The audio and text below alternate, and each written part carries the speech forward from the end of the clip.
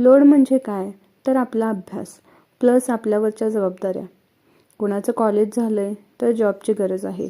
कुणाचा अभ्यास कंप्लीट झाला असेल, आता नको वाटतंय अभ्यास करायला. कुणीतरी या अभ्यासासाठी जॉबही सोडला असेल. आणि मॅरिड वुमन्सची तर गोष्टच वेगळी. घरच्या जबाबदाऱ्यातून वेळ काढून अभ्यास करणे हा लोडच आहे ना. पण म्हणून आपण घाबरून जायचं का? नाही. आपला लोड वाढलाय तर अभ्यासात कन्सिस्टन्सी ठेवायची. एफिशियन्सी आपोआप मिळून जाईल. एक्झामची डेट येणं हे आपल्या हातात नाही आहे.